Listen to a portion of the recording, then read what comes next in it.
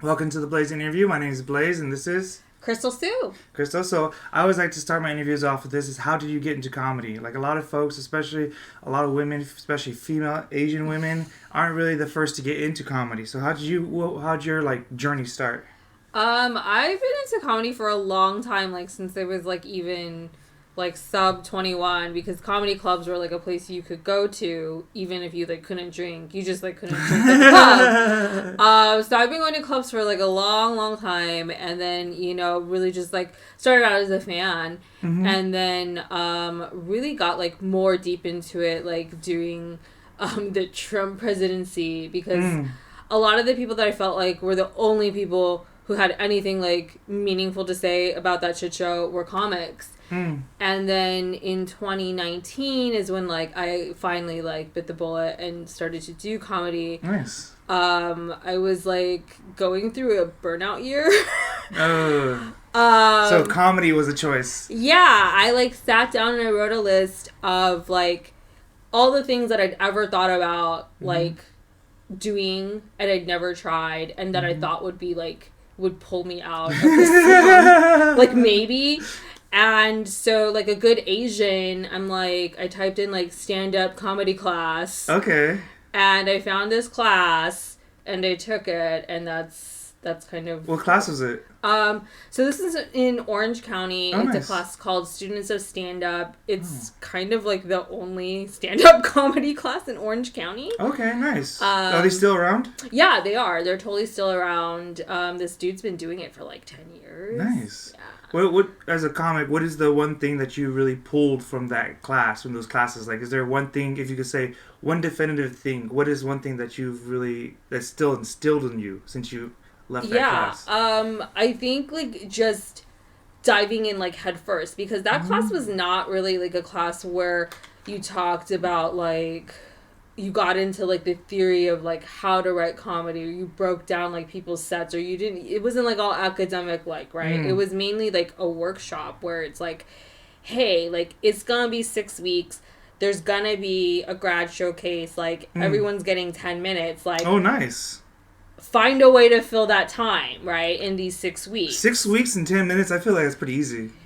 I feel yeah, I get you. For a beginner, that's kind of hard. Yeah, for your very first go round. And the thing is because I was just a new person, I think none of us were really understood how hard that hill was to climb when we signed up. And then you start writing and you're oh fuck,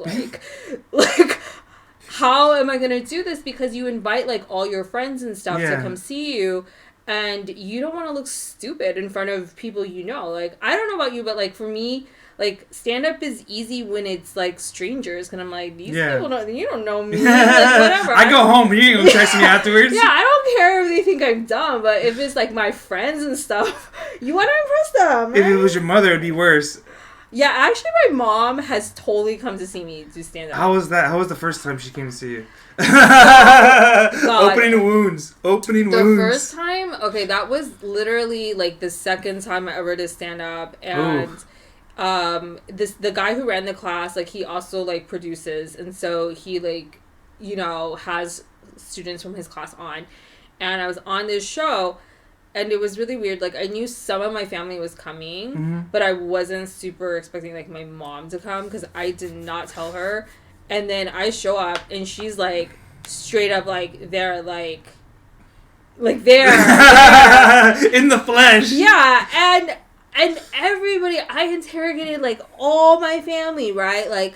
Who told her? How did she know? And everybody swears, up and down, they did not tell her. No, someone's lying. Yeah, I think someone's lying, or she just has, extra good, stalking skills that I don't know about. Honestly, she probably knows every boyfriend that you've had that she even never told her about. Yeah, I mean, she's an Asian mom. They're pretty legit. Yeah. I mean, I grew up in Diamond Bar, so really close to the Orange County. Yeah. So pretty much, Diamond Bar High School is just pretty much 75% Asian, just Lee's, Kim's, Chim's. Yeah.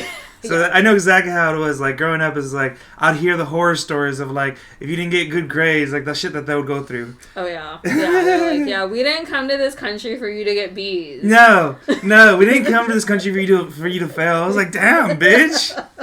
I was like, I got a B. My mom's like, hey, good job. My friend got a B. He's like, bro, what the fuck's wrong with you? I know. I had, like, this friend who's, like, this white guy, and he told me how, like, his dad would give him, like, $50 for every A he got. What? 40 for every B and 30 for every C. And I'm like, how are you even getting money for C's, right? Yeah. Like, how are you getting money for a B? Like, honestly, I can't even fathom that. Like, my father would never have done that. Like, that's when you know that's a rich household. When they can afford right. shit like that. Like, $50 for an A? Like, yeah.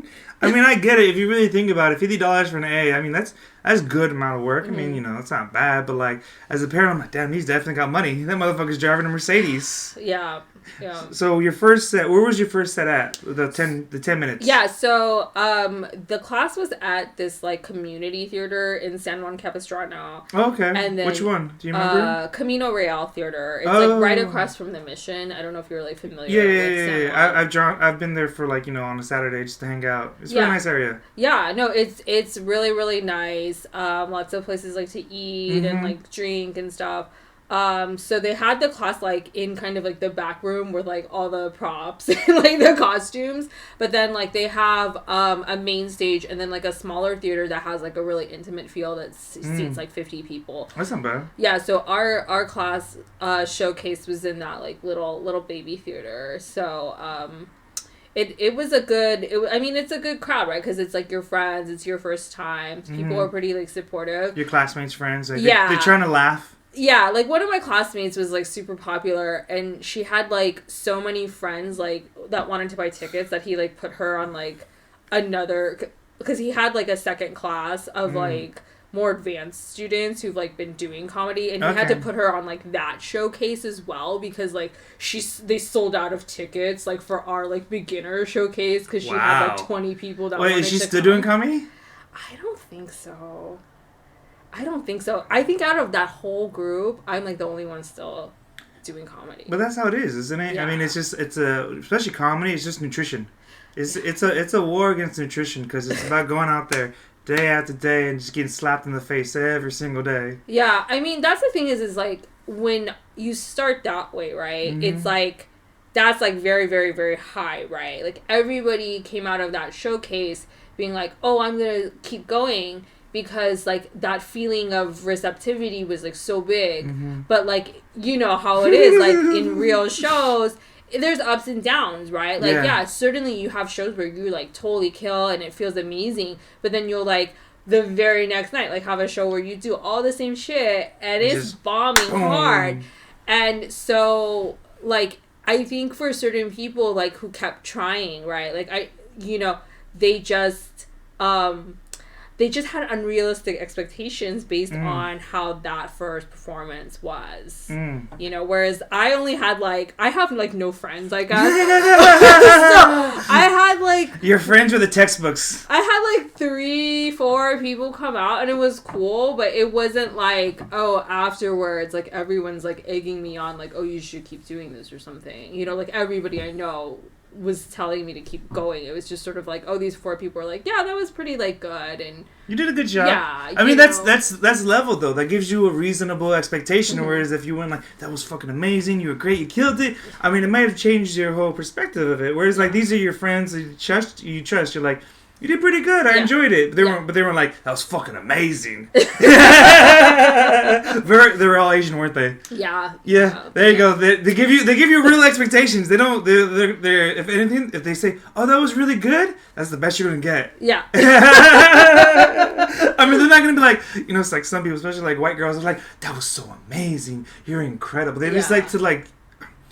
This isn't the right word, but this is the only word that comes to mind is like infatuate you. Oh, yeah. There's no inflation. There's no inflation with Asian people, which I think in some ways, like, is a good, like, training to do entertainment or to do, like, any kind of profession where people are, like, constantly judging you. Because you are just so unflappable. Like, you're just so used to, like, being shit on. Yeah. That, like, when other people, like, shit on you, you're like, oh, yeah, that's pretty, like, normal and okay. Yeah, people who don't realize, because, like, how... Asian parents are really fucked up. Like, they will say the meanest shit to kids. Like, I remember I was at a friend's house, and I don't remember what the fuck we were saying, and we're just hanging out, and his mom said something like, I don't even remember what it was, but it was like something about like, oh, that's why you're failing all your classes or some shit. And I was like, he's getting better than me. I'm getting C's, he's getting B's, and she's like, that's failure for her. Yeah.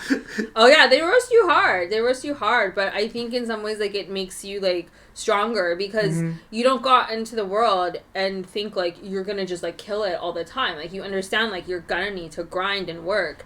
And whereas like people, I think that sometimes come from like families where their parents are like ultra supportive, like don't realize like, oh wait, like out here in these streets, like no one gives a shit about you. Nope, especially when you're on stage. Exactly. Yeah, I mean, you gotta earn it. So you went up there, you did okay, by your friend's standards. Yeah, I did acceptably. Like, I mean, they were really honest. They were like, we thought this was going to be like a shit show. I mean, they're not wrong. Yeah, they were just like, stand-up is really hard. Like, you've never done it. Like, I was already like rehearsing my supportive face. And like, they're like, the fact that like I legitimately laughed and like didn't think that you completely blew, like that is like A+ right there. Like, that's a solid A right there. That's a solid A. Yeah. Golf clap. Round of golf clap. Do you remember what your first set was? Do you remember the jokes you said? I actually still use some of these jokes. I've tightened them up. I've sharpened them up. But I had like a lot of bits about just like TV shows I've watched. I've had stuff about like being Asian in my background. I had several bits about people who are bad parents. Are you taking that from like personal experience? Like you're trying to say something about your mother and dad? Actually, I have written bits about like bad Asian parenting, but I wrote a lot of stuff about like some of these people who like are my age and I think are just like really indulgent parents. Like they just like don't tell their kids no ever. Yeah. They don't set any kind of boundaries and their kids are just like everywhere, with no discipline. And I don't know, I'm Asian, so that's like not cool. You're like, no discipline. How can you live? No, but I know how it is because like my parents are very, very disciplinary. Yeah. Like I had when my mom she had one of her friends hanging out with us, and we were going to dinner. It was her friend, me, my brother, and her her friend's kid. So he's about the same age. He's like 2-3 years younger than us. So I was the oldest, and like as soon as we're so used to my mom being a businesswoman. Like as soon as she gets a phone call, we just zoom, and like what I mean. So me and my brother just zoom. Like immediately as we hear the phone ring, like we're talking, blah blah blah. Me and my brother just stop talking, and then after my mom finished the phone call, my mom's friend was like, "Wow, they're so well behaved." And I was like, nah, bitch, we're just so well trained. They trained the fuck out of us. It's not behaved. Yeah, they trained the fuck out of you. So then you did alright at the open at your showcase, and then how did you like continue on? Because like you said, like a lot of folks after that class they kind of just fall off. So how did you continue? Yeah, so I mean, I think the one skill I really got out of that, it was like sitting down to write and like kind of creating a space where like, okay, I need to sit down and just like give myself a solid hour, every week to write this. I mean, the fact that like, I think it's really hard like when you first start out to get even to like your first 5, right? And then your first 10. And so the fact that I like had the structure to do 10 minutes within 6 weeks, it's like, hey, if you just buckle down, like you can totally do it. So, so I just kind of kept writing, started checking out like open mics and going to those, and then bombing with the jokes that had worked at the showcase, and like starting to tinker with like how to fix that and how to tighten that up, and started just like reading books about like joke writing and like comedic structure, and like learning some of those like fundamentals that we glossed over a little bit like in the class, which is it's fine, but like getting serious about like, okay, this is how you actually like write jokes. Yeah. Like not just like, okay, you're bullshitting whatever, like to fill up the 10 minutes. Yeah, I get that. So you say like the thing that you took most out of that 6-week program was just like discipline. Yeah. How to put that set together and just like, you know, how to buckle down. And then afterwards you expanded on your own education of comedy. And so what is the main thing when you write on a joke? What's the first thing you think of? I mean, I have, like, this horrible, probably, like, 20 pages Google Doc at this point of just, like, half-assed, like, ideas. That's good, though. Every time I think, like, hey, this is, like, kind of funny to me, there's, like, a kernel here, like, I'll just write down, like, enough to kind of get me to the point where, like, when I come back, I can understand what the fuck I was saying. And it's just, usually, like, a lot of my comedy is observational. It's just stuff that I'm like, that's kind of weird. Or things that annoy me. That's a very fertile ground for comedy. Everyone loves that. Yeah. I mean, especially, like, when you're, like, not white and you're not a man. Like, there's gonna be a lot of stuff in society that pisses you off. Like, society was not designed with you in mind. Being Asian, being a woman, oh, you're already on the downhill. Yeah. I mean, you can't get into Harvard, or you? I mean, that's why I brought this up a few times on my podcast. This is like, I've known, like, Asian hate has been going on for so long. Even before, I remember back when I was in high school, back around, like, this is like, 09, 08. It was the front page of the San Gabriel Times. It was, UCLA says they have too many Asians. Yeah. And I remember that, and like since then I've noticed that, and since then, especially after COVID, that's when the Asian hate really kicked off, and I don't really understand why, because most people don't really know that many Asians to really hate them. Yeah, I mean, I don't really get it either, but I mean, a lot of people just like have a lot of hatred and need to like push it somewhere, so it's gonna be gay people or Asian people or someone that, you know, they don't think is like them. I don't know, it's really horrific. Like, yeah, especially like you hear these stories. This one guy, he just got recently got convicted. He followed this Asian lady into her house, and then he started beating her, and I was just like, damn, it's just calling her racial epithets. Yeah, and it's just so disgusting. Like, why would anyone fervor that type of hate? Yeah, and like I've never really understood racism or hate. I can understand how I could hate someone because they stole my girlfriend. That's one thing, you know what I mean? Yeah. Someone took a parking spot. Like, I hate that motherfucker. Took my goddamn fucking parking spot. But I never, like, understood the understanding of, like, because I've talked to, like, people, it's like, it's taught hate. Yeah. I mean, you have to be taught how to hate. Like, no one comes into this world hating. You know what I mean? Right. And I feel like, especially, like, there's a huge push for Asian comments, especially out of the Hollywood comedy, which I love to see, because like that's something that I've always loved to see. It's kind of like Asians in comedy now is like back when Asians were in hip hop, like everyone would give them shit, but then after a while it's like, oh, they're pretty good. You know what I mean? Yeah. Like, and so I've really grown to just love that part. Like, just, you know, it's especially living in Los Angeles, like that's such a huge part of our community. I mean, you grew up in Orange County? No, I grew up in Torrance. Okay. Yeah, South Bay. But I've been living in Orange County for like 7-8 years, and then I just moved up to LA like a couple months ago. Oh, nice. Yeah. What would you say is the biggest difference between like Orange County and Los Angeles, like especially with the mics and the shows? Oh wow, it's very, very. So I started, like I said, in 2019, so like pre-pandemic, and it was like popping in 2019 because you were starting to get like all these people that like didn't want, like, you know, like lived in Long Beach or lived in OC and didn't always want to have to like schlep up to LA. So they started like creating their own shows and their own mics, and it just felt like every month there was like something new, and it was like really, really exciting. And then the pandemic came, and all that just like went away overnight, and I was kind of waiting for it to like come back the way like LA came back like right away, right? Yeah, because LA, as soon as it went down, there's still mics popping up. Yeah.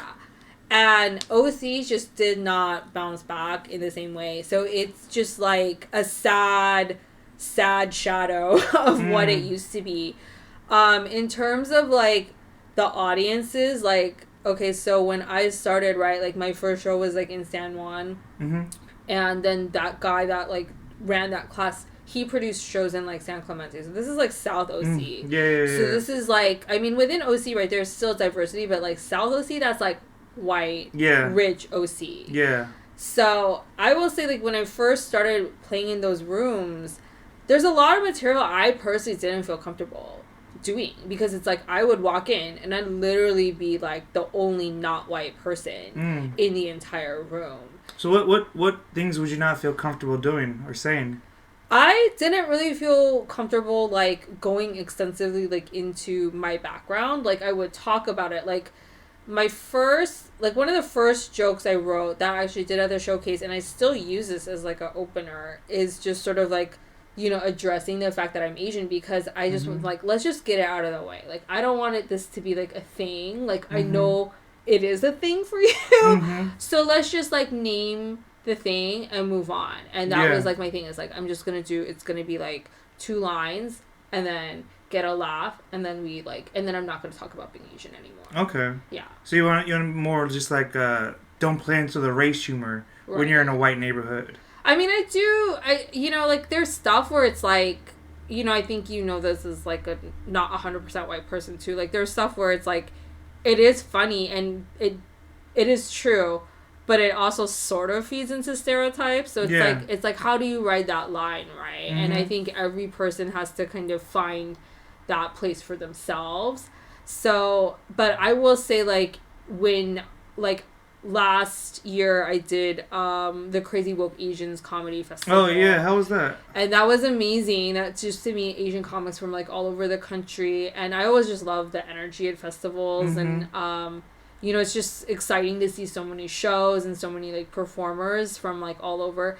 But it's like you can do jokes there that you can't necessarily do in other places, just because, like, there's references, right? That, like, people cultural reference. Yeah, automatically pick up on, like, whereas, like, I think when I write, like, things that are very, like, culturally specific, I also sort of, like, write a version where I, like, explain it, right? So when I walk into a room, I'm like, oh, which version can I do, right? There's enough Asian people in here that I can just go, like, straight to the meat of it, or do I need to, like, throw in this little phrase to explain what this is? Which, like, it just is what it is, right? When you live in a multicultural, like, diverse society, like, there's gonna be experiences, like, you have that other people don't have, and if you're performing in front of people not from your culture, you're just gonna have to explain. Well, you have to, because especially if you want to be, like, a traveling artist, if you want to be, like, going to, like, even if you're going to Reno, if you're going to Arizona, if you're going to, like, Oklahoma, I mean, there's a different, like,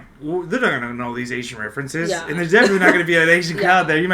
If anything, there might be, like, 2. You know what I mean? Right. Yeah, totally. I mean, in some ways, it's like, if you're just, like, not from the majority group, like, you've spent your entire life, like, learning how to communicate across those lines, and, like, your entire life has been training for that, and then comedy is just like, okay, how do I put it into this, like, comedic context? Like, I get that. So what were the mics out like there? Like, so majority of the mics out there, do you feel like in Orange County are more white mics, or, like... There's, like, kind of there's, like, a lot of, there's sort of, like, I mean, I think in general, like, just speaking as a woman in comedy, like, there's definitely, like, certain mics that have a very, like, cliquey bro vibe. Good point. One place I would say that comes to mind would be, like, Accidental Chaos. Yeah, like, there's ones that, in fact, like, their reputation, like, precedes them, and I think, like, and I feel like that's one, and I, like, no shade to them or anything. I mean, it just is what it is. But there's, like, I think there's, like, certain mics where even, like, women comics, like, hear about them, and they, like, are, and then when they're planning out their week, right, they're like, okay, well, is that gonna be, out of all the mics I could go to, is that gonna be one I go to? Is it worth going to? Yeah. Because I think, even as a male comic, I think of this too, like, is this mic really worth going to? Okay, I gotta go this mic, even though it's, like, 40 minutes out of the fucking drive. Is it really worth going to this mic? Maybe, maybe not. But, like, even though there's a mic, like, 5 minutes from you, I don't want to go to that mic just because of the atmosphere, just because it's, the type of room that it is. I mean, there's so many different types of rooms. I mean, you've been to did you go to the Pasadena Comedy before it closed? Yes, I did. So I always had to say, like, the difference between the Hollywood Comedy and the Pasadena before it closes. Pasadena, it was like the community college of comedy.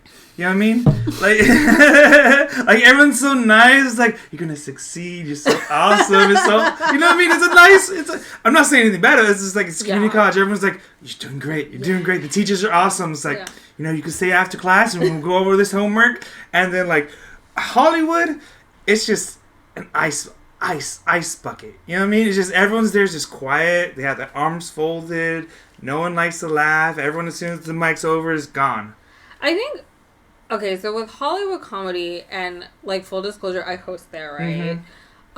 She can't talk shit, that means. No, with Hollywood, like, it's different, right? Because it's open so much, right? It's open from, like, noon to, like, midnight. Yeah. And then they cycle through, like, different hosts during different times of the week. So I think, like, different hours, like, definitely have different vibes. Like, different days of the week have different vibes. I mean, at least for me personally, like, I really, as a host, like, I really try to bring, like, very welcoming energy, right? Like, everyone who's done comedy, like, even a little bit, has gone to, like, a depressing open mic. Like, that is true. Everyone has gone to one where it's just, like, you feel like you're just, like, slogging through it. You're like, we're here to do comedy, but there's, like, nothing fun about this experience. And I think that's just, like, so much bullshit, right? So, like, for me, and I think, like, the host does, like, set the pace. Because there's certain hosts I've seen that, like, really they're just there doing the names. They're just running the light. They're not really, like, owning that room or thinking of it as an experience that they are in charge of. And for me, I really make it a thing where I try to put out this very, like, welcoming energy. I try to be like, even when I'm, like, tired and I don't want to be there, it's like, you have to bring that, like, liveliness. You have to be, you know, you that's just your job as a performer, is like, you can't always be, like, in your own, like, bubble. Feelings. Yeah, you have to think about, like, how do I make this, like, a good experience for everybody, regardless of what's going on with me, right? Like, that's the point of coming here. That's the point of being part of this community. Professional, yeah. So, like, I really try to be welcoming, and I have regulars that come through, and I'm sure some of them come through just because that's the time that they have free, but I would like to think, like, some percentage that come here specifically because they feel like it's a good mic. Like, I always try to make it a good mic. Like, even, like, sometimes, you know, not that many people show up, and I'll give everyone, like, extra time, right? Because I'm like, if we have this room, then let's use the room. If there's 2 people here, 3 people here, like, let's each do 10 minutes. Like, just see how far you can get. You know? If you want, like, we can workshop it. We can give each other notes and stuff. Like, I definitely want the mics I run to be, like, a place where comics, like, genuinely feel like they're happy to come to them and they're getting, like, quality work done. Otherwise, like, what is the point of coming to the damn mic? Yeah. I mean, I feel like some comics, they don't understand what it means to go to an open mic. Like, some people just say, oh, I just go to open mic and I just perform. So that's not really what an open mic is. Open mic is you go out there and you experiment. And you do all that crazy shit in your mind. And if it comes out wrong, that's okay. Like, I always love bombing. Bombing's so fun because there's two ways of bombing. There's either A, you just stick with everything you have. You just, like, boom, boom, boom. I got my material. Or either B, you just, all right, everyone, I'm bombing. Y'all enjoying this bombing? And you just dive in and just talk about how bad you're doing. And I feel like those are the 2 main bombs that I see. What about you? Do you think that's, like, the truth? Yeah, I mean, I think, you know, there's, like, I'm probably going to butcher it. There's a quote from Jordan Peele about, like, how you can, like, take all the classes you want. You can, like, read all the books you want. But at the end of the day, like, as a comic, like, you are the instrument, right? And you have to learn how to play, like, your own instrument. Like, nobody can teach you that. And so I think, like, everybody has sort of, like, a different process. Like, for me, I feel like that first year, I didn't really understand the best way for me to use open mics for my process. You know? And I think that's really typical, like, for young comics, right? Because everyone will tell you, like, oh, you have to go to open mic. You have to go to open mic a lot. But, like, you will go there and you will not know what to do, right? Yeah. Like, with that time. You're just... So, I see this, you know, I mean, at this point, I've been hosting there, like, 3 or 4 hours, like, every week, right? Since the beginning of the year. So, I've seen a lot of comics. And I've seen a lot of the same ones, too, right? Since the beginning of the year. The ones who've stuck it out. And... you know, like, I think it's very typical for, like, new comics to go up there. They've written maybe, like, 5 minutes worth of stuff just total, right? Total. Like, a lot of, like, 60% of it's, like, not really even good, right? Or even, like, a complete thought. And then you'll see them do the same set again and again and again with like no changes. And like, you know, and you can see they're like trying to figure out like, what am I supposed to be doing up here, you know? And then some of them, like, eventually, like, it'll click, like, oh, this isn't working. And then you'll see them, like, try it different ways. Or you'll see them go in a different direction. And, like, that's what... I personally find that, like, really exciting to see people, like, evolve and actually, like, grow. And some people need to kind of be in that, like, struggle phase, like, longer than others. But I think everyone uses mics differently. Like, for instance, I know, like, Ali Wong, right? Huge comic. She, like, doesn't, from what I've read about her, she doesn't really do, like, traditional, like, okay, I write in a notebook, and then I, like, come up on stage, and I, like, say this stuff from the notebook. She's sort of, like, riffing and improvising, like, in front of the mic. So, like, she needs the stage time in order to generate the content, right? I see what you're saying, yeah. So there's certain comics that do that. Like, I'm more of a traditional, like, no, I have, like, if I haven't written anything, to me, there's no point in going to the mic. Because there's nothing to test. Like, because I can't make up stuff in front of people. Like, I just, whatever muscle that is or skill that is, like, I just don't have that. Like, it ends up being, like, a waste of time where I'm just talking over myself and going on weird tangents, and it usually is just, like, total garbage. So, it's just not, like, meaningful. Like, where I get excited to go to mic is when I've written something that I think is, like, really promising, and then I'm like, okay, let's see, does this actually, like, work, right? It works in my head, but it doesn't work in real life. I mean, there's so many jokes where I, like, say some, and I'm excited to say it, and I say it, and I look around, and it's like, I guess that one did work, did it? I'm gonna go back to the drawing board now. And I get that, like... So you're saying, like, you have, for you to get the most out of a mic, for you personally, you have to write down the whole set. Almost the whole thing, yeah. Or it has to be, like, 70-80% there. I mean, sometimes I'll go up there and I'll, like, forget, and then I'll start kind of, like, trying to make it work. Like, even when I've, like, forgotten it, and stuff will come that, it, like, ends up being good. Like, I'm not, like, that person that, like, necessarily, like, drags a tripod out, like, every single time, but I always do the voice memos on my phone. Like, I've got dozens and dozens of them at this point. How do you listen to them? Sometimes. It kind of depends. Like, to be honest, like, I still sometimes, like, struggle because I'm just, like, I don't want to hear how bad it is. Like, I know it's bad, and I just don't want to hear, like, how bad. But, like, when I really get in the zone and I'm like, okay, I need to, like, figure out how to make this bit work correctly, then, like, yeah, I'll power through all of them. All of them. Damn, all the hours. Yeah. So, with you, you see a whole bunch of comics just come up there and just wing it, and, like, you just can't handle that? Like, you're not one of those people who just goes up there and wings it. No, I...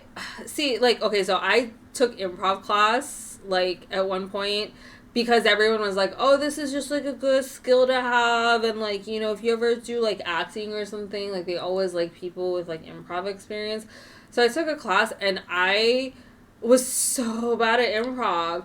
Because, like, I think, like, what has made me, like, to the extent that I'm an okay comic, and I'm, like, not gonna... I mean, I'm still very new in, so I know I'm still, like, at the ground floor of comedy. But, like, at shows and stuff, it's, like, I am, like, prepared. Like, I know... I never go up there and be like, what should I do now? Right? Like, you've seen those comics, they're like, oh, what else? They're like, oh, yeah! Yeah, at a show, never. Like, I literally... Oh, here's another thing where I'm, like, obsessed with Google Docs.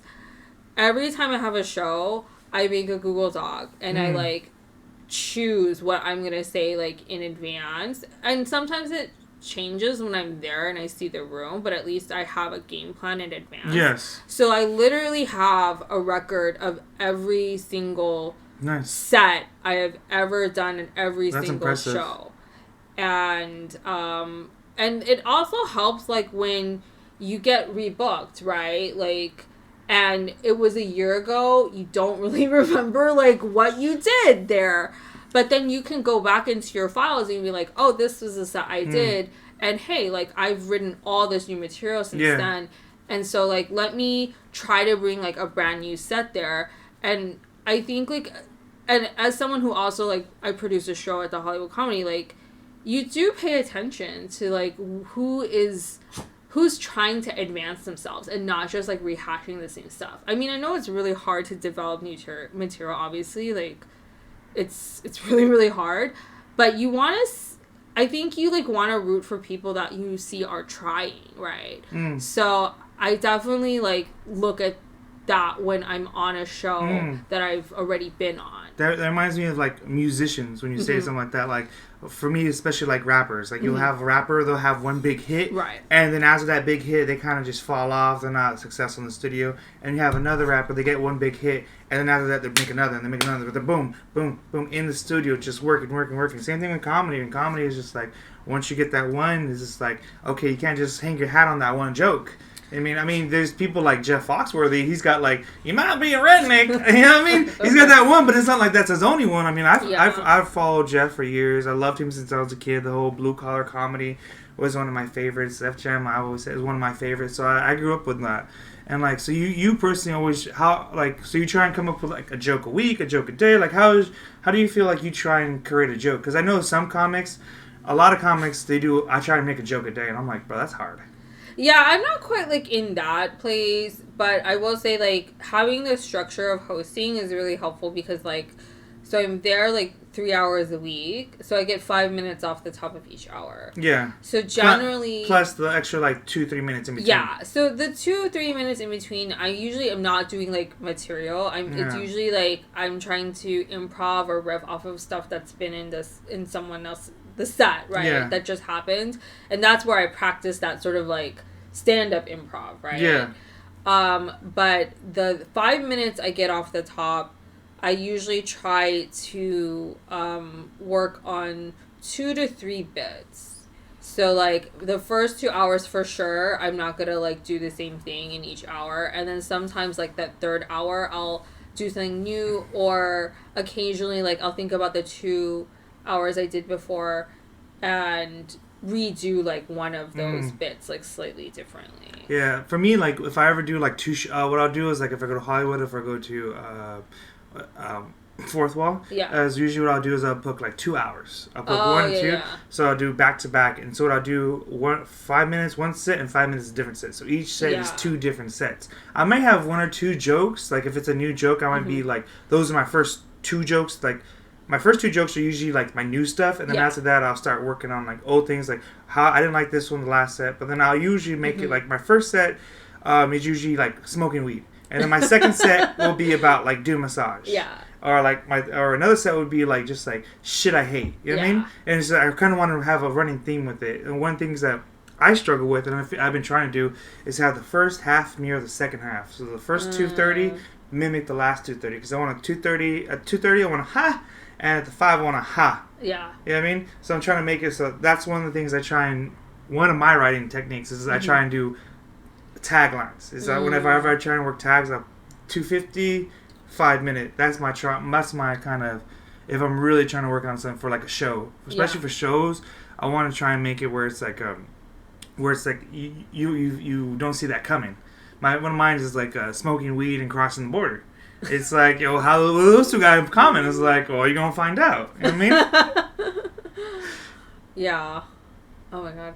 Yeah, I mean, like, that's definitely, like, it takes a lot of stamina, like, to sit in the room for, like, a long time. 2 hours, 3 hours. I mean, I know folks who do 4 mics a night. I'm like, bro, I doesn't have the emotional stamina for that.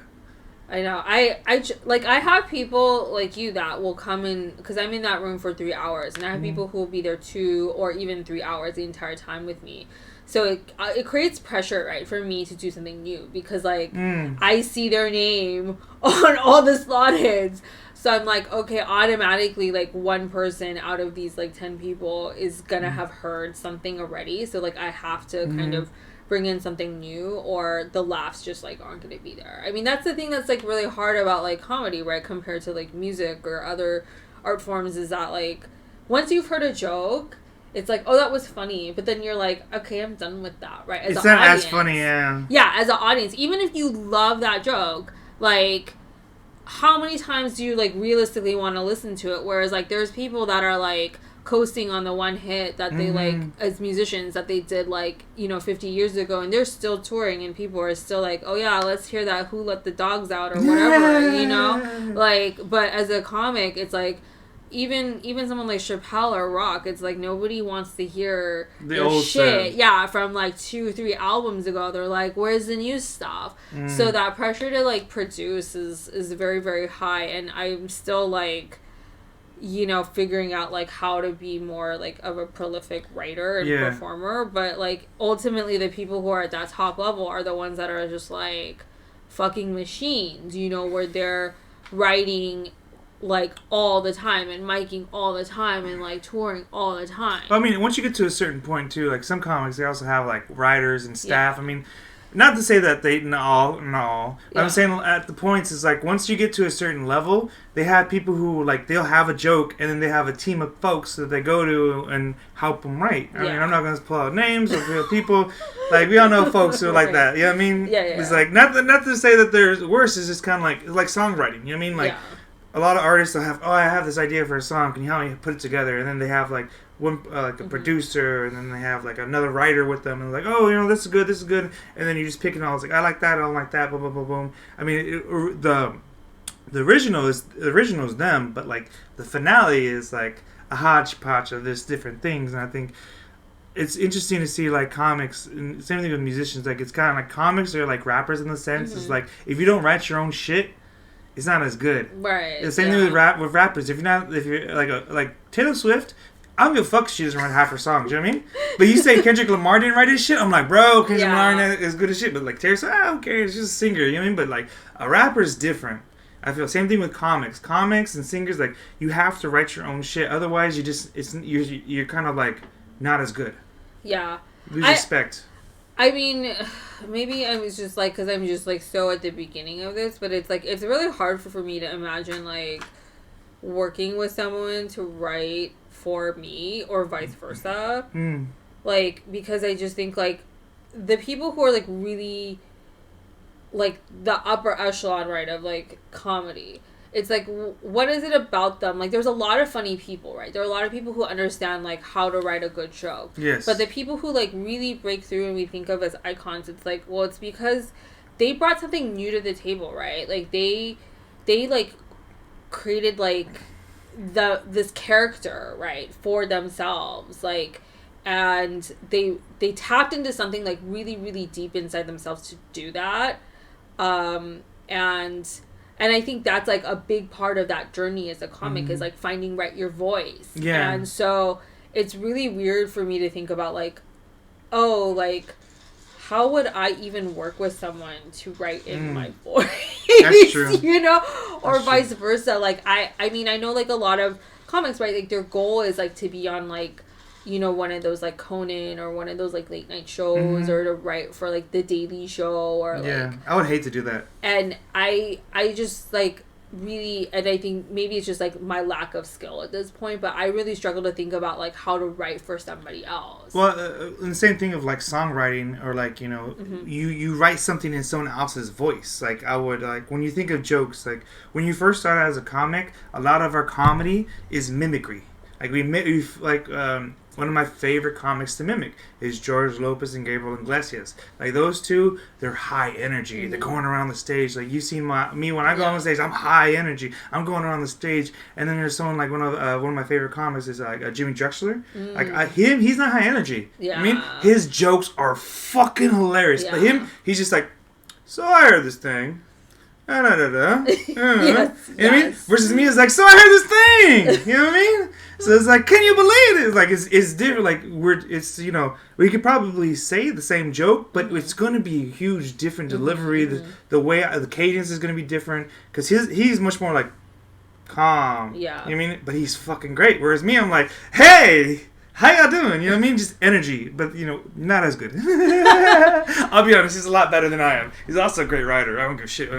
Yeah, but I mean, everybody like has their own style and their own thing to say, So I mean, I think like the fact that we're seeing like more people come into comedy from different backgrounds, I think is really cool. I mean, I personally, like, even though I haven't been doing this that long, like, I've met so many interesting people, like, through comedy, right? Like, people from, like, all these different backgrounds, like, that are so unique. Like, I've met, like, Asian people who are, like, adoptees, and they, like, grew up, like, being raised by, like, white people. Like, that's wild, right? And I've met, like, transgender people, and I've met, like, people from, like, other countries and other states, and, like, and I think it's really, like, I mean, not that I think I was necessarily, like, a closed-minded person, but it has, like, expanded, right? Like, my purview on, like, oh, this is, like, the full range of human experience. Oh, yeah. I mean, there's nothing more, like, full range than a comedy room, especially full of comics.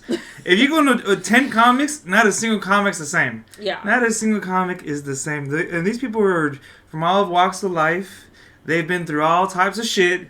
A lot of it good, a lot of it bad, but you know what? In the between is where we believe. Yeah. I mean, it's just, and there's also, like I said, like, Orange County, there's obviously a lot more conservative comics there versus, like, if you go to West Hollywood, a lot more liberal comics there. So, like, if you go to Orange County, I know I go to Orange County, and there's a lot of, like, jokes about Trump, and it's like, Trump's amazing, this and that, and the crowd loves it. And then you go, like, out here in West Hollywood, and they say, Trump's amazing, they'll fucking bull you out the fucking room. Yeah. Yeah, so I mean, that's the thing, because people forget how Southern California is. Oh, yes. Yeah, I mean, I lived in Costa Mesa, which is, like, next to Huntington Beach. So nice. And, okay, like... It's a nice area, but really, really white. Like, Huntington Beach is, like, KKK Central. Yeah. Like, I didn't know that, like, when I moved there. Like, I don't know how I missed that memo, but, like, when they were doing all those, like... MAGA rallies, it was all in Huntington Beach. Like, during the pandemic, they were doing, like, mask burnings. There was also, like, Anaheim was also a big one. Yeah. There was because especially, like, Disneyland and all those parks were getting super mad at, like, Gavin Newsom and all that shit. It was funny. It was funny to see. It's like how like people, especially in Orange County, no one wore masks in Orange County. Oh, yeah, they couldn't do a mask mandate. Like, the director of, like, the OC Health Agency, she was getting, like, death threats when she wanted to do a mask mandate. Like, she stepped down because she was, like... She was scared for her life. Yeah, she's like, I have 3 children, and I can't do this. And then her like, successor was just like, it's strongly recommended, but it's not a mandate. Not a mandate. She's like, I saw what the other bitch had to go through. Yeah. Because it's hard being in public office, especially, like, something like that. She never would have... She probably thought she had a cushy gig. Like, she would... If anything, she probably would have got, like, a bench named after her. You know what I mean? But, like, the fact that COVID happened, all these health people, it's like... Yeah, it was just bad. COVID was such a trip, but it did open up for a lot of different comics, especially, like, the outdoor mics. That was a lot of fun doing the outdoor mics. Some comics hated them. I kind of liked them. I thought of opening up another outdoor mic. Oh. I did an outdoor mic for a bit in 2020, for, like, the summer of 2020. I did it for, like, 3 months, and then I was like, it's too cold now. Go was outdoor mic, you know what I mean? Yeah, except, like, we're such babies in California. Like, this is not legitimately cold. Like, I've lived on the East Coast, and, like... Right now is what, like, it's like 68 degrees, 70 degrees right now outside, and we're, like, fucking in here, like, 70. It's like, I have the thermostat set at 78 right now. I don't give a fuck anyone else says. I'm like, I'm keeping it nice and toasty. Like, I'm surprised you're keeping your sweater on. I was like, oh, it's cold. I had to take my sweater off. I opened fucking...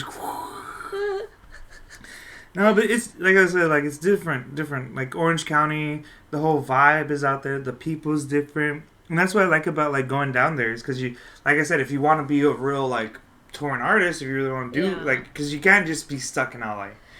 If you want to grow, you can't be stuck in LA. Yeah, the other thing that's kind of interesting about Orange County comedy scene is LA comics that, like, want to try something super... weird or different from, like, their normal style will, like, go do that stuff down there where, like, they don't think people will see them that they know. That's a pussy move. That's a pussy move. I guess, but, I've seen that, where like, I'm like, you're definitely an LA comic and you're doing, like, this weird shit here because you think no one's gonna notice. That's weird. That is weird. No, I don't think that. I think if you're gonna do it, just do it. I think, like I said, like comedy is the only sport where it's a death combat sport.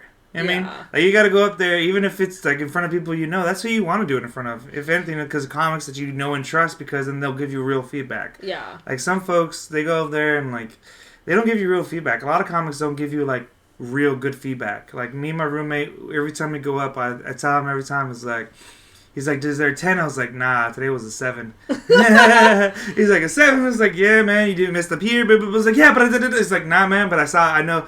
Because, like, especially, like, whenever me and my roommate go out to do comedy sets together, we like to grade each other. Oh. And we was like, because we know each other's jokes, we know each other's material, and so we know and we know each other's, like, style. So we're like, we know when the other fucks up. And so it's like, okay, boom, boom, boom, here's where you messed up, boom, boom. And it's a good thing to have because, like, it's kind of like, I like to equate it to, like, sports. I equate to comedy to a lot of things. I mean, because it's so easy to, because, like, you know, in sports, you review the tape. Yeah. And the same thing with comedies, you review your tapes and you listen to yourself back and it's like, oh, I should have done this if I broke off the route like that, or if I juked him out here. And it's like, no, I should have done this set. Oh, if you put this joke in front of that joke, it would have been better. It's a lot of structure. Comedy is such a serious art form. And, you know, as a kid, I used to think that was funny. It's like, one of the most serious rooms is a comedy room. I was like, really? Is it? And then you do it, and it's like, this joke is funny, but it needs to be funnier. And you're like trying to make people laugh but be serious at the same time. And it's like, how are you trying to be serious and funny at the same time? That's just a duality of comedy. Yeah.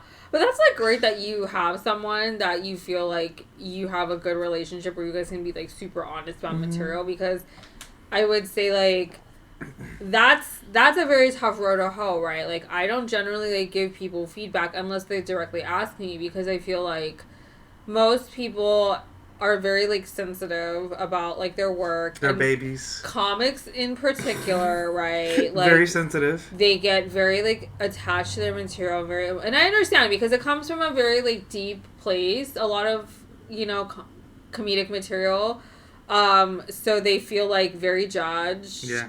So I don't usually like to give like unsolicited feedback. And I can also, I've been in writing groups that they have been helpful for me, but like I can also tell like a lot of times like people are trying to be like really nice and not like step on toes, and they're like afraid to tell you when something is like bad. And so I've always like just come off the top and been like, hey, if this blows, just tell me it blows. Like we need that honesty. Yeah, I'm like, I have an Asian mom. Like, you don't need to be polite about it. Like she calls me a bitch, so if you don't, you're not as good as her. It's just like, trust me. Like I'm sure, like even the harshest criticism like you have like cannot possibly like be that terrible. So just tell me if you just like don't think it's good. I will say this. I used to in college. I did a playwriting class, right? So I had to write a play.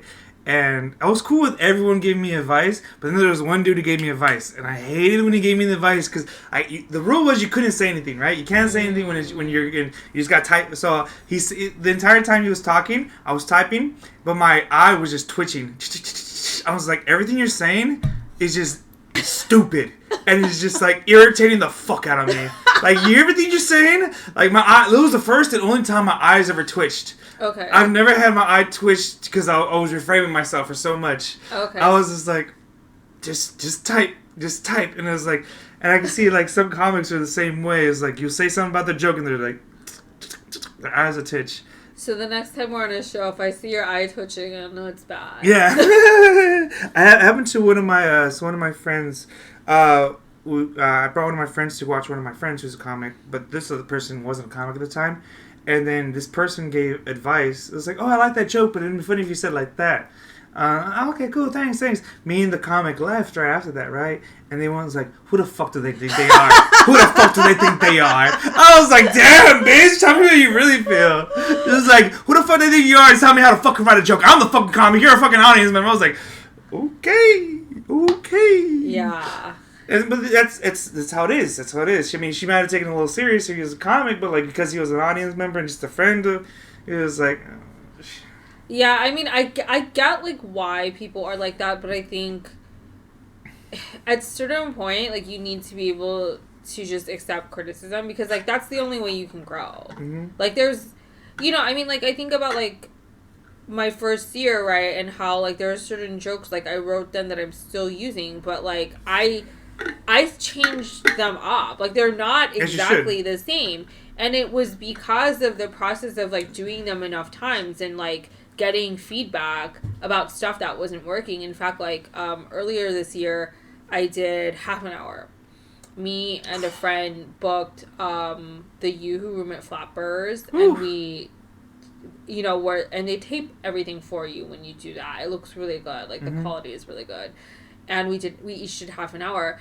And so that was basically like at that point all the material I'd ever written, right? Like all of it. Yeah. And to prep for that, I don't know if you're familiar with Dow Comedy Studio. Tao, yeah. Yeah, in with Bobby K-Town. Oliver. Yeah. So K-Town, yeah, Bobby Oliver does private coaching. So it's like I was like scared shitless about this half hour. So like I booked one of her private coaching sessions and like basically like ran my whole set, and she, gave me suggestions, and I mean, she's great. Yeah, she's amazing.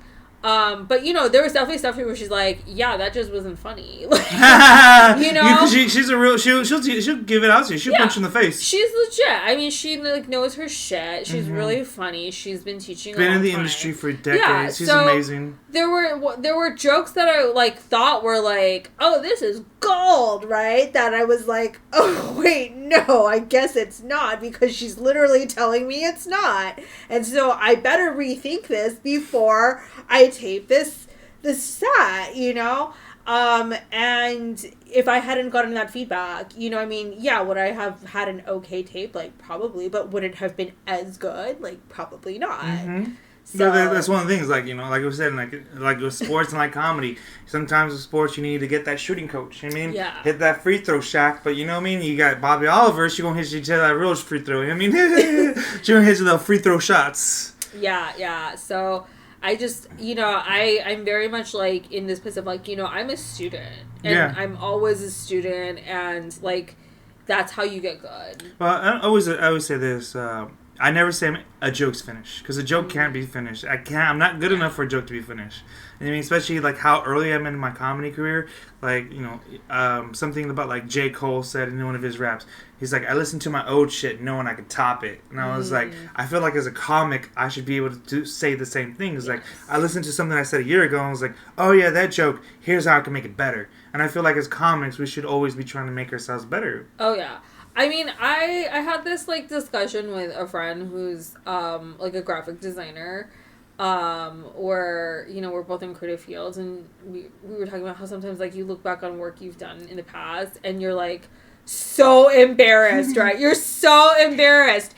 And it's like, if you're not embarrassed by shit you did in the past, like you haven't, like that means like you haven't progressed, like you haven't grown. You haven't grown. You haven't experimented. You should constantly be looking back in the past and being like, fuck, what was that? Like, that was shit, that's just my philosophy. I mean, I agree with you. Yeah. I agree with you, because like you have to keep just growing, because one of my former podcast mates, when he came on here, Ross, he said comedy is the only art form where people see you climb the mountaintop. You know what I mean? Because like, with music, you go up to the mountaintop and then you come down and you bring the finished product to the people, whereas comedy, they're beating you and slashing you on your way up the mountaintop, and it is a fucking grueling ride. You know what I mean? Yeah. Because comedy's one of the only art forms where you have to do it in front of people.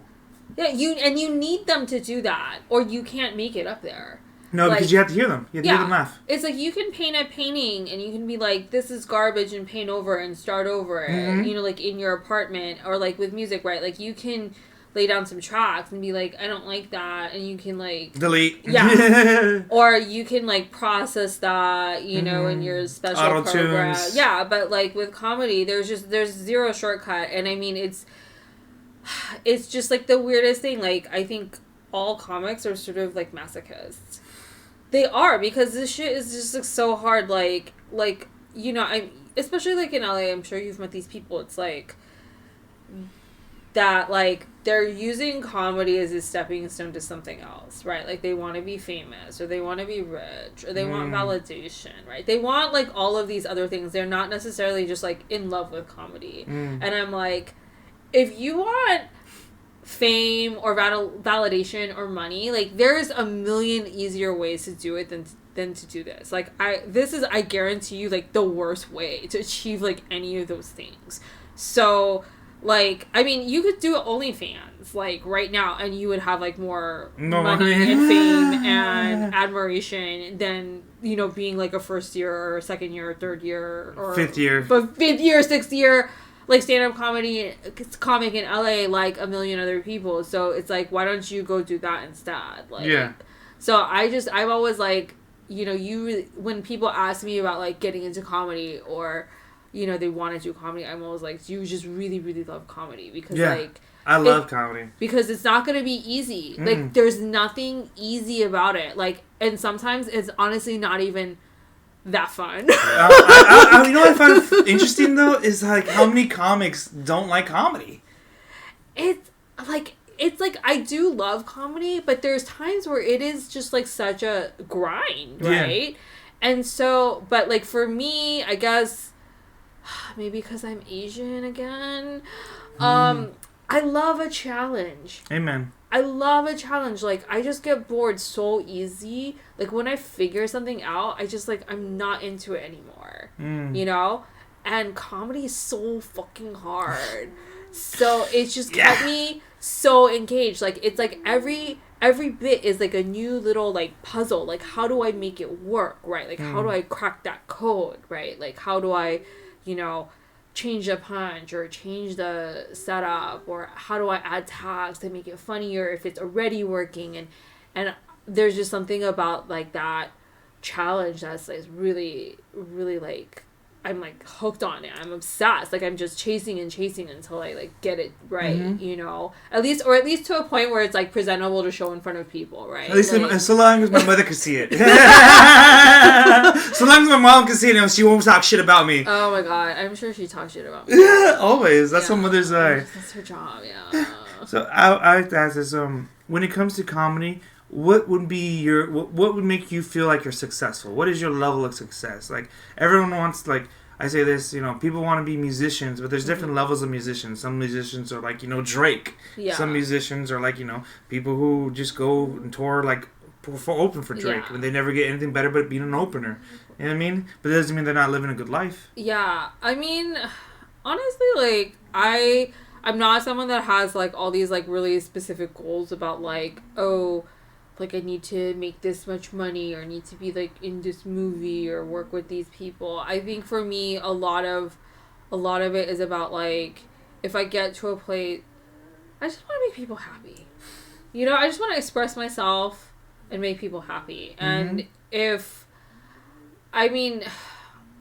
comedy is just, like, an entertainment in general. It's just, like, it's such...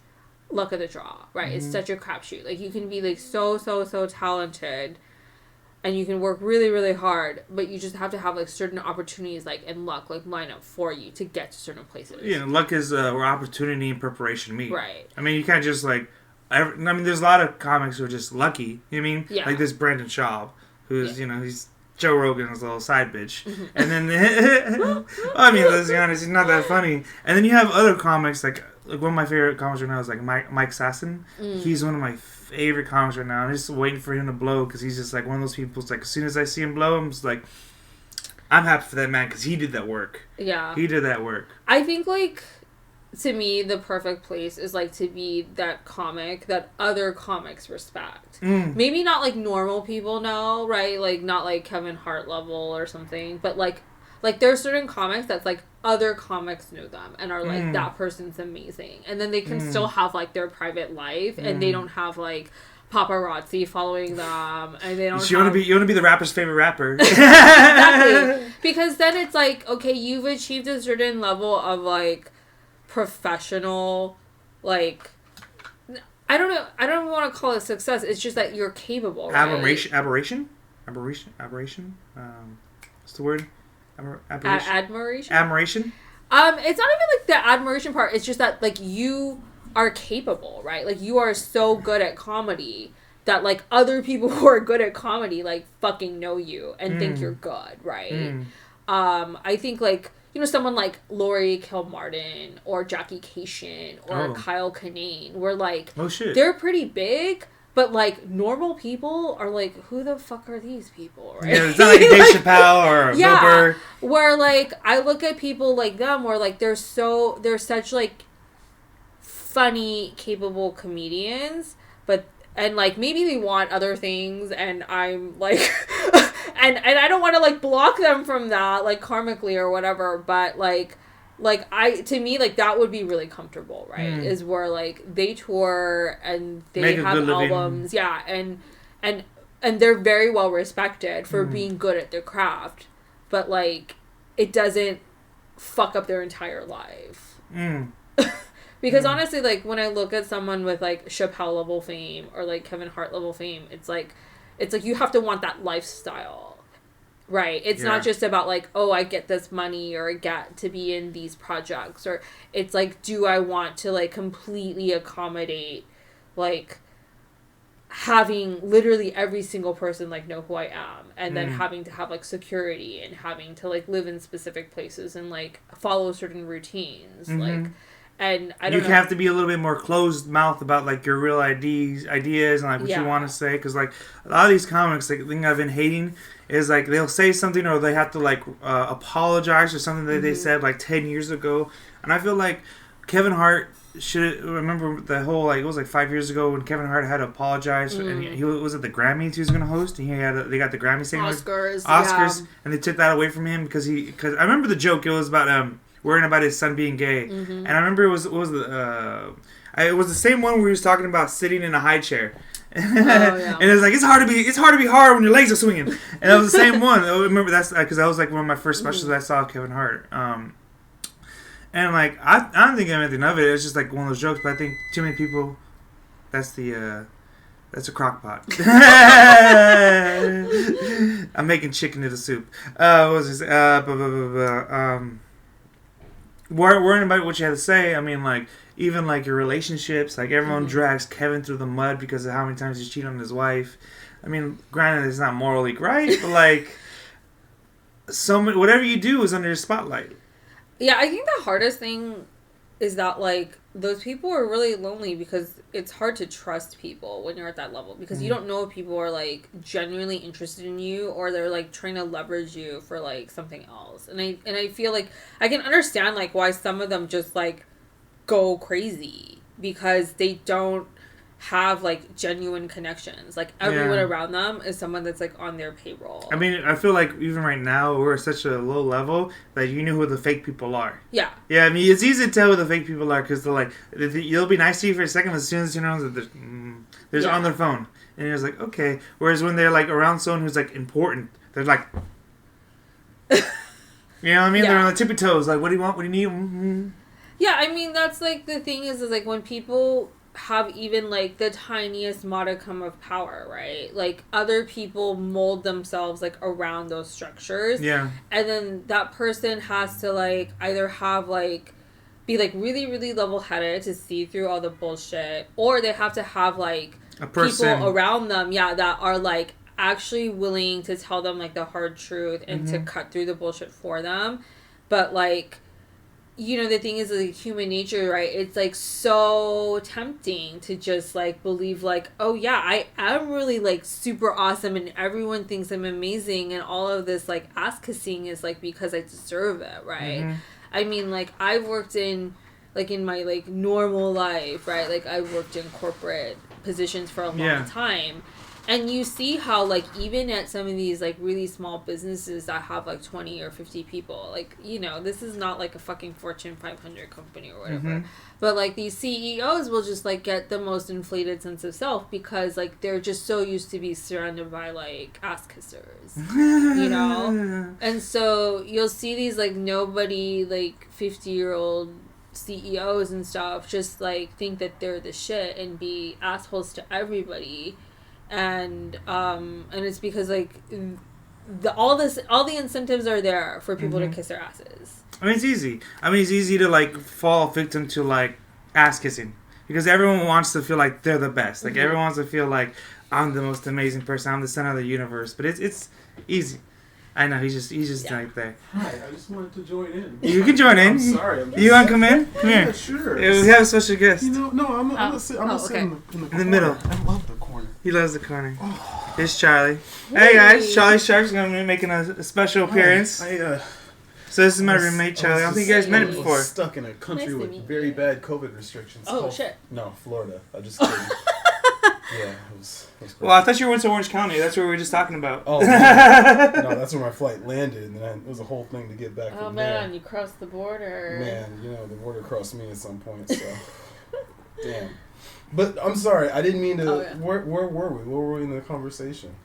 What were we talking about? We were talking about people, like, ass-kicking on a level of... Like, what is your level of success? Like, you get to a certain point in life where, like, people are just, like... It's hard to figure out, like, who's honest with you.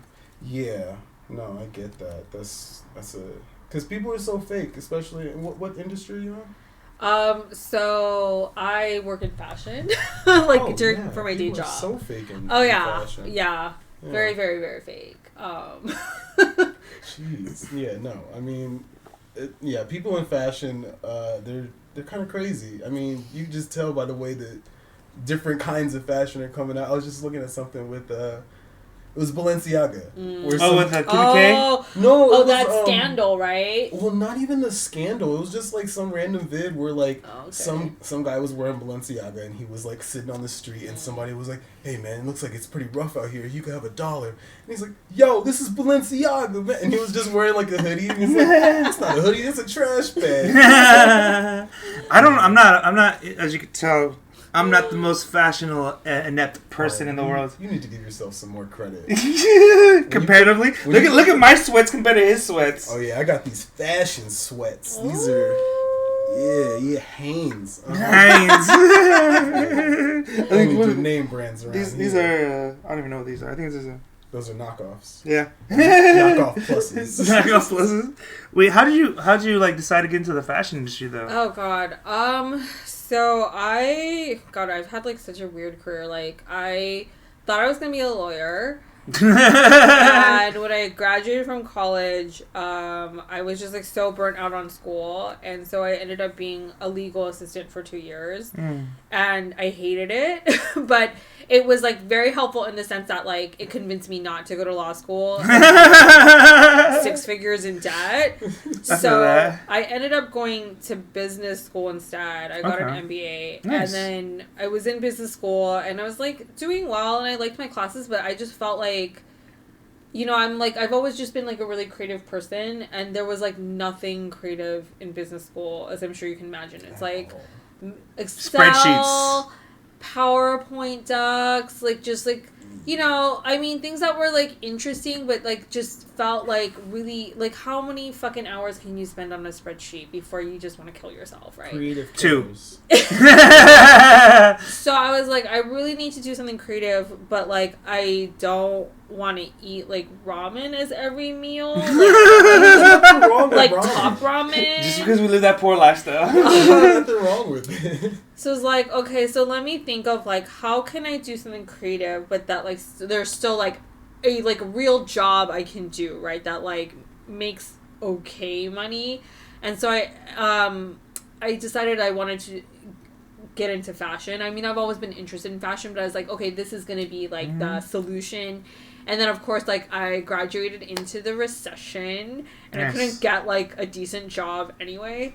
So I was like, fuck it, I'm gonna go to fashion school. Then that's kind of like how I ended up in the industry, and I've been doing product development in the fashion industry for like 8 years now. Nice. How do you like get into like the fashion? Like, what is like the criteria of it? Like, just going to fashion school, and then like what else? Fashion school is like a really typical like way to get in. Some people are like self-taught. Like there are a lot of like the programs for fashion school are like 2 years, so like it's pretty like a fast track. Like a lot of people that like don't want to spend 4 years in school or like don't have that money will just do fashion school, because you can even do like I did like an associate's program at like a JC. I didn't go to like a fancy like FIT or or Parsons, because I was like, I'm broke, I can't afford that. So that's like a starting ground where they teach you like a lot of the basic skills, and then generally you do like unpaid internships. That's how they get you, those internships. So like for me, I did like an unpaid internship when I was like in school. Yeah. Then I had like this like super low level like design assistant job at like this one woman brand where it was just like this lady who wanted to have a brand and had gone to fashion school, but like was also like doing her brand like while she was like doing like a finance day job, right, to fund her brand. So she was like just all over the place. She was just giving me like minimum wage to work like less than 10 hours like a week. Yeah. Because that's like all she could afford. But then I was able to just take like all of these little experiences and get into like my first like product development assistant job. So it's you know, and then I've kind of just like worked my way up from there. What's the best type of fabric? What's the best kind of fabric? It depends on what you want to do with it. Like, all right. What's your favorite type of fabric? Okay, so there's like two big categories. There's like wovens, which is like if you think about like a loom where they like weave like the fabric back and forth, and there's like knits, which is like t-shirts, and I really like knits because they're just like more comfy. I never would have even thought about it in those two different categories of woven and knit. I guess that makes sense, yeah. Yeah, because, like, a lot of jobs are even broken down, like, within, like, product categories or, like, men's and women's or, like... sports and fashion, or, like... Like, sports, yeah, sportswear versus, like... nightwear? Or, like evening wear? Like, you know, like, or, like, contemporary is, like, a category where it's, like, you know, cocktail dresses. Let me ask, what kind of products have you developed in fashion? Oh, God, I've done, like, everything. I started out in accessories, so there was, like, handbags and, like, a lot of belts, yeah, no, I worked at a company that did a lot of, like, belt design. And then I've also done, like, sportswear, specifically like in action sports, so that's like companies like skate companies, surf companies, like that's cool.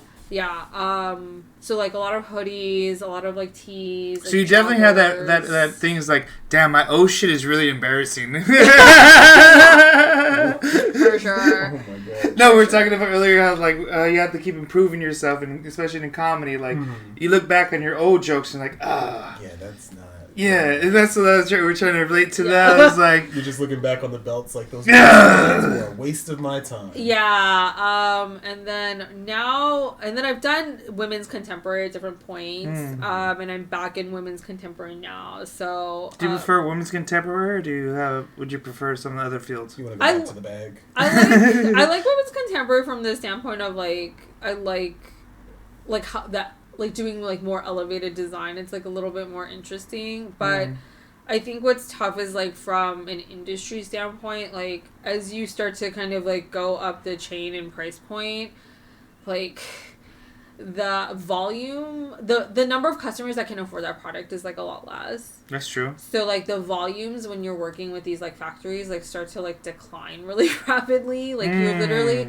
your buys with these factories are literally like 100 units, 300 units. Oof. That's barely anything. Yeah, it gets really hard to find people that like A, want to work with you, and B, like are at the quality level like you need, and then you're talking about like a very exclusive customer that has like a lot of choices in terms of like where they can spend their money, so it gets really competitive. So I feel like those types of like higher end brands are a little more like volatile, right?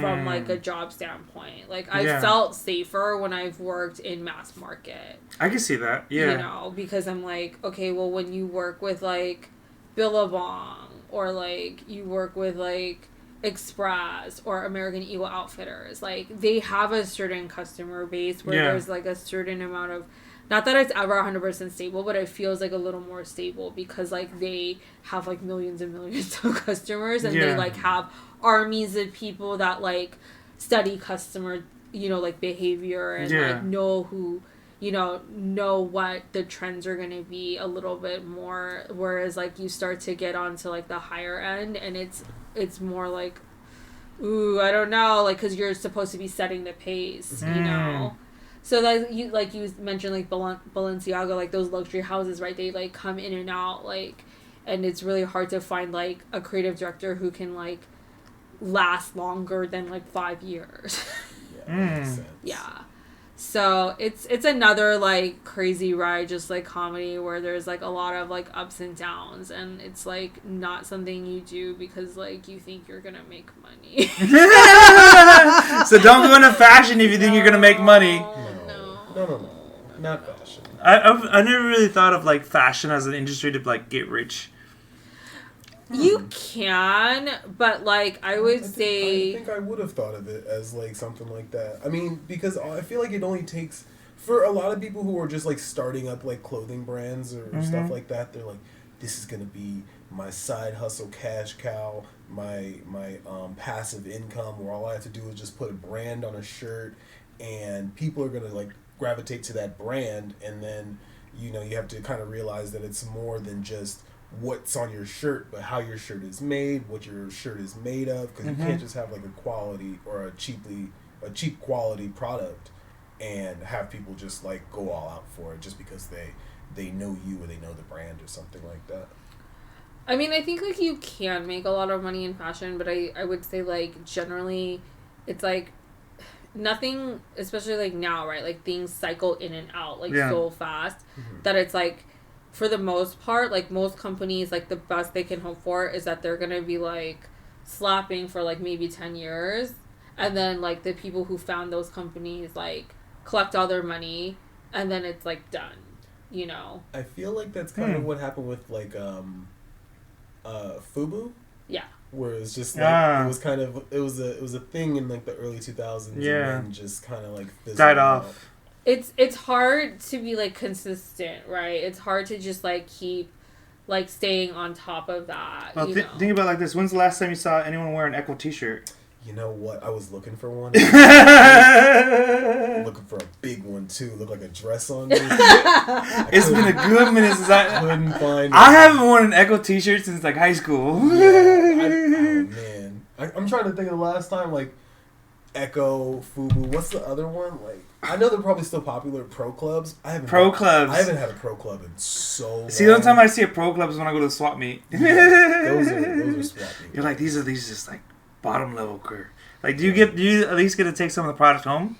It depends on where you're at. Like, the company I'm at now is kind of like, they're really tight-fisted about stuff. But like, I've been in other companies where you get like a lot of product, right? Just because like you're sampling things, or like, within like the entire product life cycle, like you get like samples at different stages. So you'll just end up with like, because they're from different stages of production where you're just like checking the quality like again and again, you'll like have like 5 of the same hoodie, right? So you just end up having like so much stuff. So like I have been at companies where you just like, you have to clean out like a couple times a year, or you'll just be like drowning in product, and then it'll just be like, okay, everyone gets like one trash bag, like there go, because the rest is just being donated to charity, right? I mean, there's no way, like, tax write-off. Yeah, even like at the smallest company I worked at, like once a year we would do like a clean out, usually like during Chinese New Year, the China factory is like closed for a month, so that's always like the chill time. So it's like, okay, it's Chinese New Year, we're gonna like that's clean funny. Out.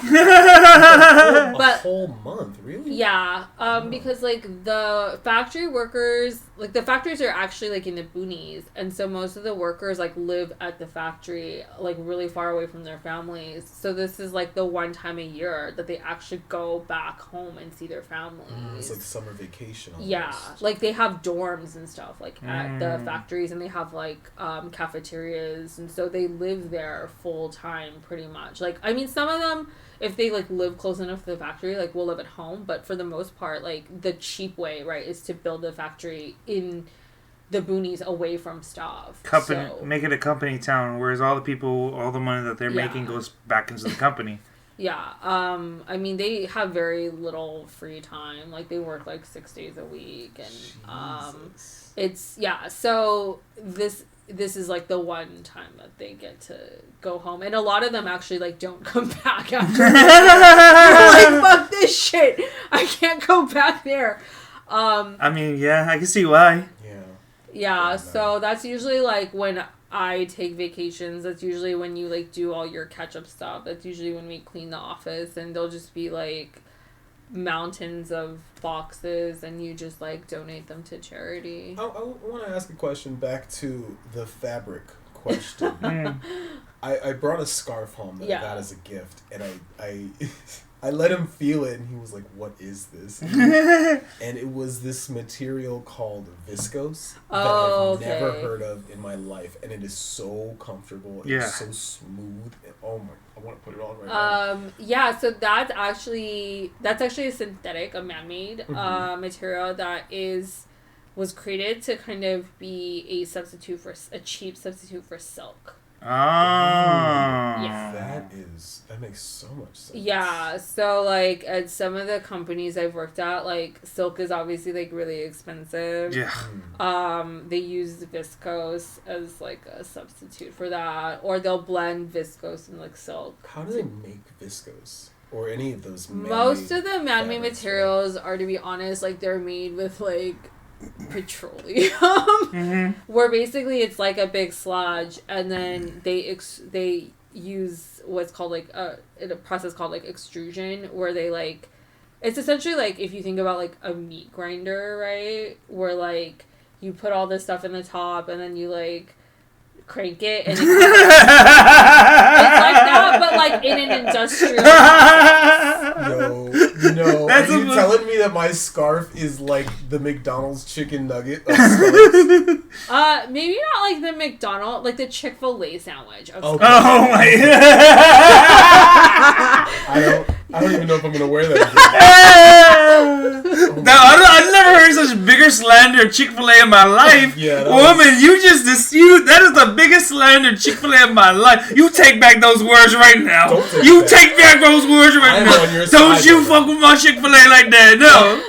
I am hurt emotionally and psychologically distraught. You coming after my Chick-fil-A like that, woman? The buns are good. Well, I mean, soft, it's not McDonald's quality, but it's not like your, I don't know, it's not like Howlin' Ray's, you know? Yeah, so I wanted to find, like... Yeah, that's a Chick-fil-A. That's a good line. Oh, man, that's very disheartening. Yeah. Yeah. Now I have to, like, look at everything I wear. Yeah, to be honest, like, the fashion industry is, like, super bad for the environment. It creates a ton of microplastics. Because, like, polyester is just, like, the cheapest. Polyester and all those other synthetic fibers are just the cheapest to make, and those natural fibers like cotton and linen and silk are really expensive. And because they take more time, and you have to grow them from the ground versus just more resources. And most consumers don't really give a shit, to be honest. Like they're just looking at the style and the price, and they're not. I mean, I think there's certain consumers that like really understand that and care a lot and will pay a premium. And there's definitely like more brands out there that like really, Cotton. Was it Cotton On or? No, not Cotton On. That one's like but there's like Everlane and some other like brands that really sell themselves on like the sustainability piece of their business. But there is also just a level where like so much of the like textile waste is just people like it's just overproduction. It's just people like wanting new stuff all the time and buying things that they don't actually wear, and the industry just like producing like way too much stuff. Yeah. So if you were to try and like be as environmentally conscious as possible, what kind of fabrics would you go for? Definitely like natural, like so like cotton, organic cotton, or like, you know, there's even like recycled fabrics, like recycled polyester that's called like sometimes it's called RPAT. Linen, just like natural fibers, like just things that like come from the earth and can go back to the earth. Okay. You know, yeah. What do you think of Lululemons? They're very expensive. But you know the whole controversy behind them, right? And everything of like how the owner is racist and all that. That's a thing? Oh yeah, that's the thing. The reason why he called it Lululemon is because he hates Asian people. Wow. You've heard this, right? Yeah, he's also like made comments about like how women of a certain size shouldn't wear Lululemon. Yeah. You know, it's wild that like in an industry where like so much of the product is like made and marketed to women and purchased by women. How many of these companies are run by like shitty dudes that like sexist, that like do not give any shits about women, you know? Yeah, that are like sexist and misogynist and just like horrible assholes. And I think the worst one that I've heard, I think it was what was it, Tommy Hilfiger being racist or something like towards that? black people. Yeah, no, it was Tommy Hilfiger, the dude who owns Lululemons. The reason he called it Lululemons is because Asians would pronounce it Woo Lemons. Wow. You heard that, right? I didn't hear about that. What I did hear was there was a whole controversy where like one of their top designers during the pandemic designed this T-shirt that was like a Chinese takeout box with like a bat in it. A bat? Yeah. Like a baseball bat? No, like a flying. You know, because how they were saying like COVID came from bats. That's fine. Oh. And he did get fired for that, but like they were like selling this T-shirt to like raise money for like first responders or some shit, and I'm like, that's not how you do it. When people ask, this is why we can't have nice things. Yeah, this is why we can't have good quality products that aren't racist. Yeah, because of racism. That's it. Jeez. But that's how it is. That's how it is in a lot of industries, especially when it's curtailed towards women. A lot of times this will happen.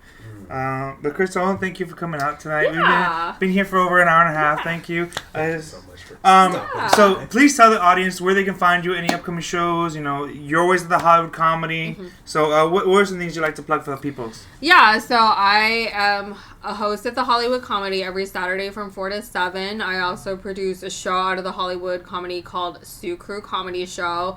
We're on hiatus until 2023, but we'll be back in January. So you can follow us at Sioux Crew Comedy Show, and you can follow me at Crystal Y. Sioux. IG and... yeah, IG. Only IG? Do you have IG. TikTok? Or no? Okay. Just IG. Just IG. So yes. Thank y'all for coming out. Take care.